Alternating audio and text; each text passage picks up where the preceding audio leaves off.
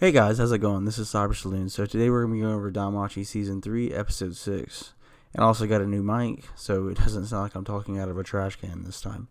So we start off the episode and we see Daedalus, and he's just hammering away in the dungeon. Looks like he's completely off his rocker.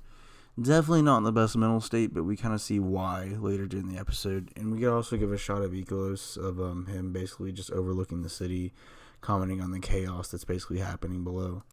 And then it cuts back to the 18th floor, where we see that Gross and a lot, basically most, if not all, the Xenos are basically attacking that village that exists on the 18th floor. You see it in the first season.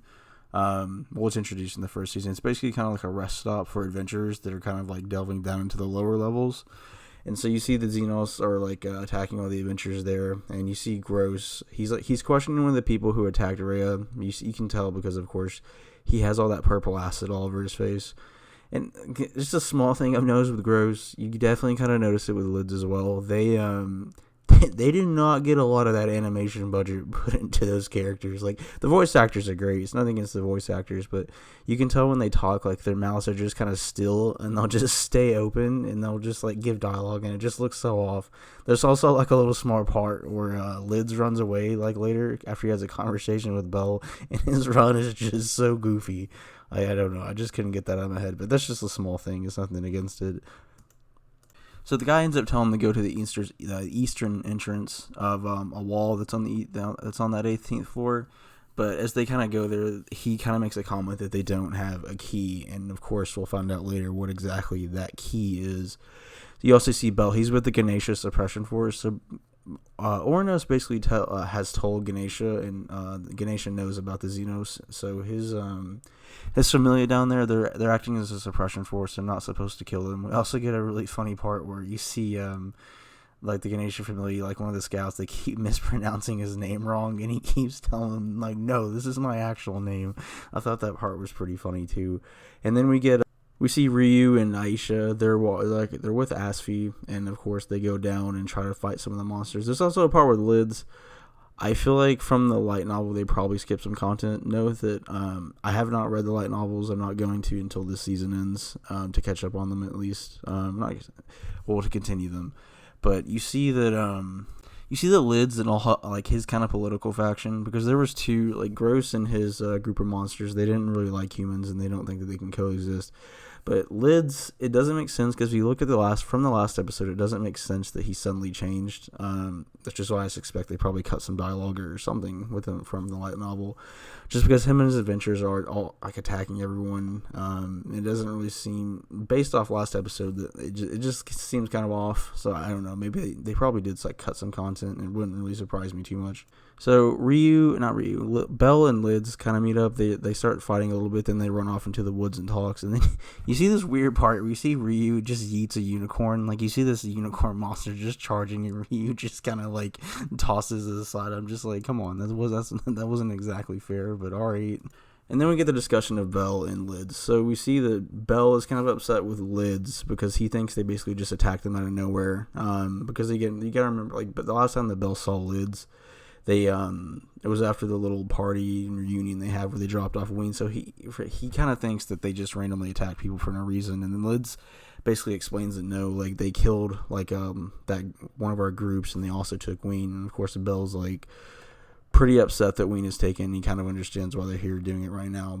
And you see that Lids is kind of explaining that I guess him and all the other Xenos were so mad they couldn't stop themselves from trying to get revenge, which makes sense. You see that Lids has kind of adopted Gross's position. You see him say that humans and Xenos can't coexist together. That monsters and humans are always going to kind of be they're always going to have like a state of strife between them, which I don't think he fully believes, because he would have attacked Belle otherwise. But he's kind of mad that Belle is trying to like tempt him back to the other side. So I do of course think that Belle will. Then you see Ryu show up and trying to like she tries to fight little Lids. But he ends up just running away. We see that Ryu kind of tries to ask Belle to like go back. She's kind of really worried about him, but we see that Belle is pretty fortified in his purpose to try to help out the Xenos and to try to stop this kind of not civil war, but to kind of stop this conflict, because if this conflict doesn't stop, then there's probably never going to be peace ever between Xenos and humans, and obviously that no one wants that. She gives them a bag, like this is kind of where things get interesting. She gives them a bag, and it has what we now know, of course, is one of the keys. And I'm kind of really curious about where she got this from, because it seemed like she's been carrying this with her. So I assume, like, when she's with her last familia, that she had fought someone that was one of Daedalus' descendants, that she kind of took this key from, because you see kind of what Dix explained later, but we'll get to that they've been continuing Daedalus' work for a while, and so whenever you like encounter that other familia, because she is very familiar with Evilus and some of the other nefarious factions that are down there, she probably took one of those keys off of them, so she ends up giving it to Bell.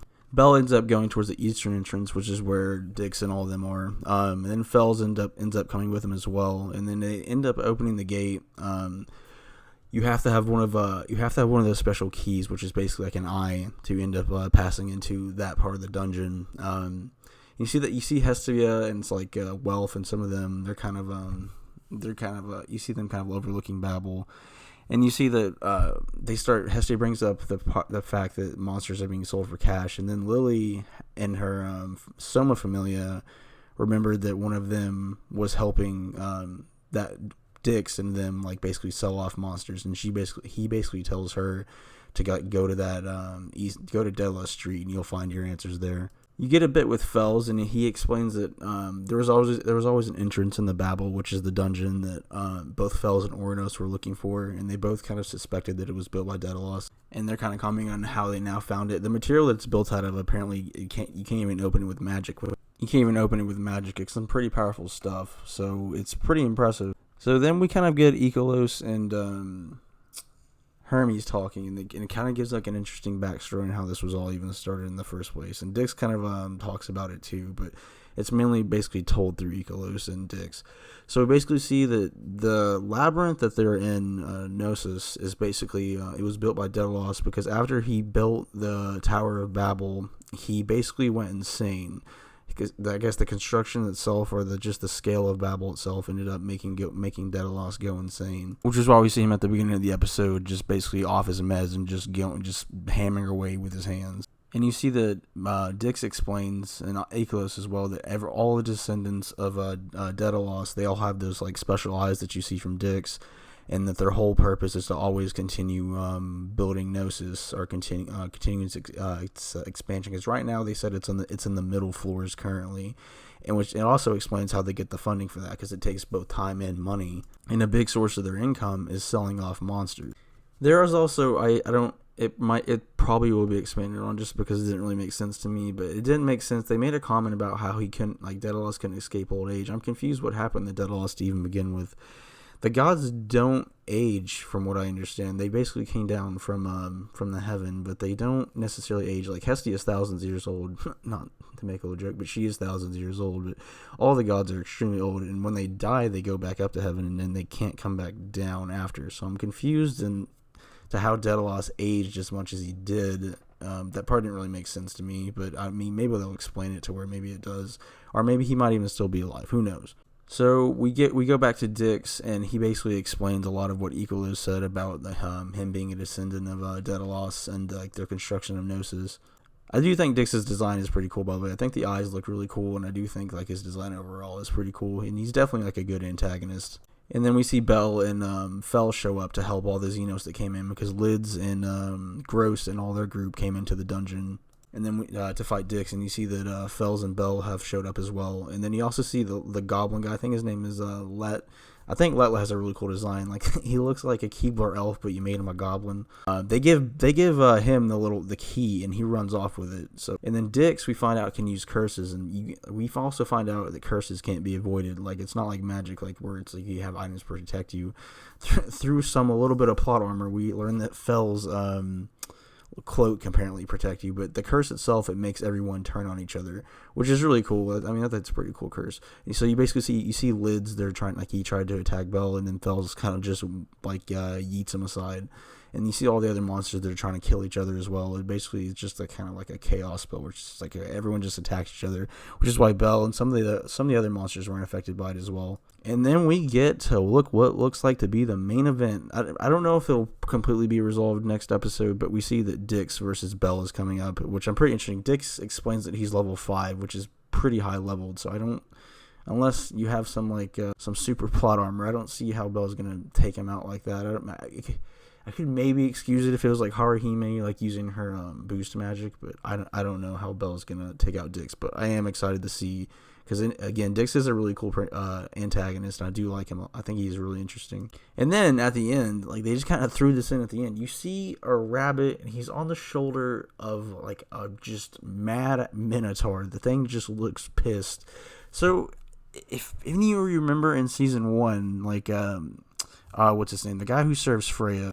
Orturol. I butchered that name so terribly, and I apologize. I'll pronounce it better. But he found that Minotaur, and he made him like a lot stronger, and it looks a lot like that Minotaur. I don't know if this is like a help present from Orturol, from Freya, or if these are like the reinforcements that are just like showing up to help the Xenos community. I'm pretty excited to see where that goes. That's actually one of my favorite parts. I'm like, oh, is that one of those like OP Minotaurs that like Orturol makes? So I thought the episode was really good overall. It gives a lot of explanation of like what's been going on a little bit. I don't think it exactly said who they're selling those monsters to, but it's obviously probably connected to the Evilists, which I'm really excited to learn, because Ryu obviously knows a lot about that faction. I'm excited to see Dix fight Bell. That will be a good fight, but again, I don't see Bell coming on top of that. Like Dix is pretty high leveled. He's level 5, and I don't think that Bell can just beat him unless he like he gets some help or something like that. I'm excited. I hope they we need a good Mortal Kombat theme when they fight. It'll be a good one.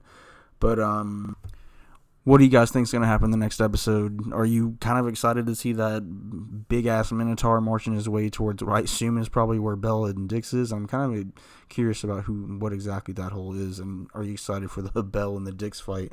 I sure am. Let me guys know what you thought in the comments below, and I will see you guys in the next one. You can also follow me on Twitter. I have a link posted on the account. I'll see you guys in the next one.